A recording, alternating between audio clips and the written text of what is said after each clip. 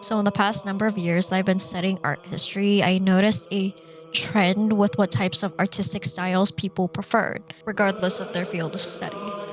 And the thing I noticed was that people called pieces from one period that were less realistic and purely abstract ugly because they weren't realistic.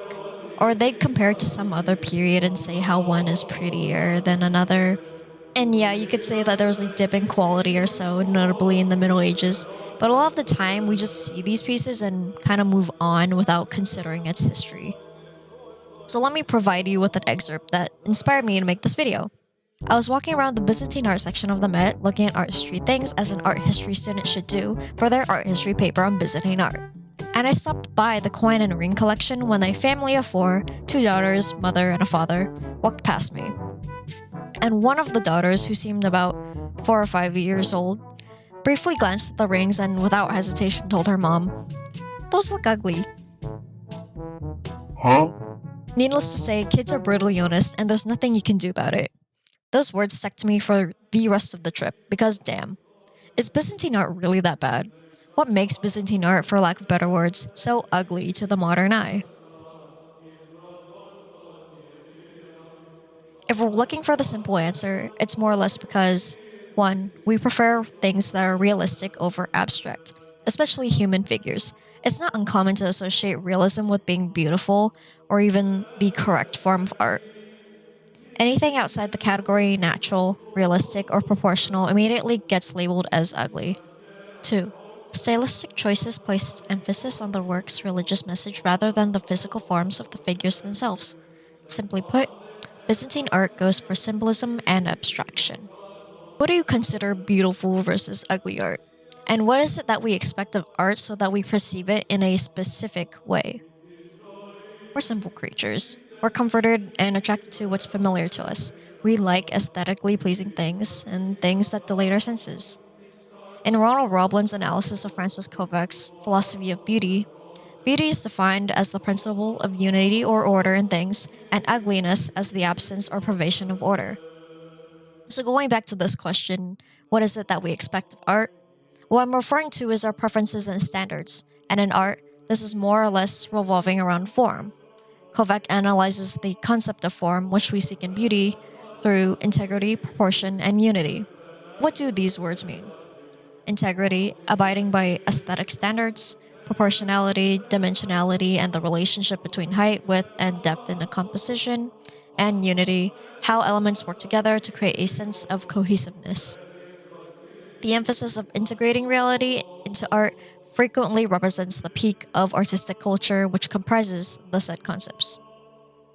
But this is only applicable to the raw extrinsic form of a piece and the attractiveness of its subject matter. So, first impressions matter, right? We judge pieces based on how well they capture reality. Greco Roman works much?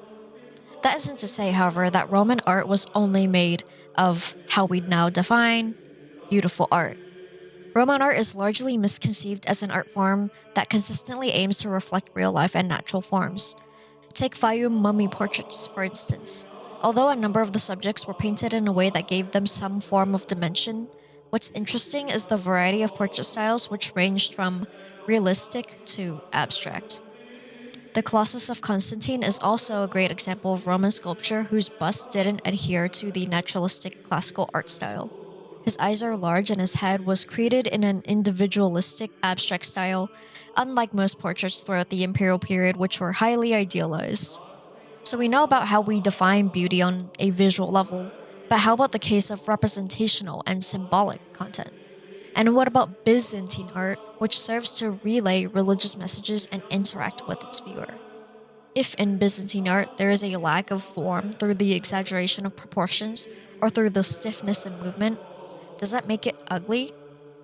Ugly by our modern standards, and in the most general sense, typically refers to something we find unpleasant to look at.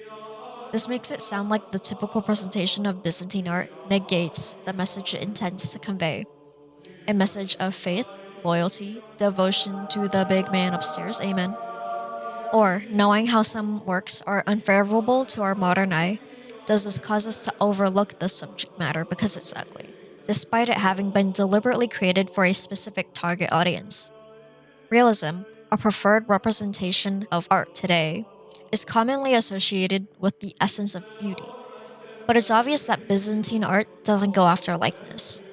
The conscious choice to employ abstract techniques was to establish emotional communication through visual means, as I suggested earlier, to inspire a feeling via context/slash message rather than generate awe in regards to the physical subject matter.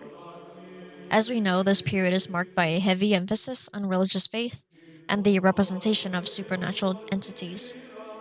Byzantine art has its means to catch the viewer's attention through material, gold and vibrant colors, to produce an emotional stimulus related to the message behind the image. This change in material and representation wasn't just something they came up for the sake of art, though. Reverence for these religious figures creates potential idolization of their artistic depictions, which was controversial. While we're on the topic of abstract art styles, haven't you noticed that there aren't any marble statues of Christ, the Virgin, or other Christian figures? Sculptures of deities were highly reminiscent of pagan idolatry, and Christians didn't want to come off as being like those idol worshipping pagans. So they opted for mosaics, paintings, and at most, reliefs. Another thing regarding artistic standards that should be pointed out is the notion where we end up associating beauty and quality with art skill. Beauty and ugliness get translated into good and bad, and vice versa. And if we follow this line of thought, it's commonly associated that good equals progress and bad equals regression. The jump from Byzantine art to any succeeding periods like the Renaissance has created a misunderstood narrative where there appears to be a lack of artistic skill until the sudden rediscovery of Greco Roman traditions. The same goes for when you look at it in reverse by comparing Byzantine art to late Republican/slash early Imperial Roman art, where there is a loss of this skill. But when we compare pieces from different contexts, we often forget that there is a gap of up to several centuries worth in between. That gap is what contains the buildup from point A to point B, and in this context, from good to bad art. Beautiful and ugly art is thus a result of unfair comparison, and Byzantine art is subject to this. It's beautiful in comparison to European medieval art, but less so when placed next to Roman art. There is no winning. Returning to Byzantine art in the context of beauty and ugliness, ugliness makes up the stuff we don't like. But we're a lot more concerned and preoccupied with the idea of beauty, improvement, and making things good, etc. From the Paris Review, ugliness is about discomfort. It makes us feel a little unsettled, not because we're looking at a depiction of something unsettling, but because we're confronted with a sense of disorder. So, unless we're deliberately going out of our way to make ugly art, these historical pieces really have beauty embedded into them in some form. Returning to our main question, what makes Byzantine art so ugly? Or rather, is Byzantine art ugly? I think that Byzantine art is criminally undervalued, and the criticism it receives highlights an ironic and contradictory sentiment towards the modern extensiveness of Christianity. This movement, one could call, had such a great influence on the survival and growth of the Christian religion, and I don't think that could have been achieved by something that an audience would deliberately want to avoid. But the main point I wanted to make here was that this gradual change in style, the preference for the abstract over the realistic, was a choice. Christians want to separate themselves from the pagans, and art was an option and method to achieve that. Byzantine art was a marker of change, the choice to represent a culture in a unique manner, whatever the reason or source of inspiration. A judgment of beauty and ugliness, as one would expect, is relative. Byzantine art is ugly because we're so obsessed with the concept of beauty as a whole that we tend to overlook the message it's trying to send.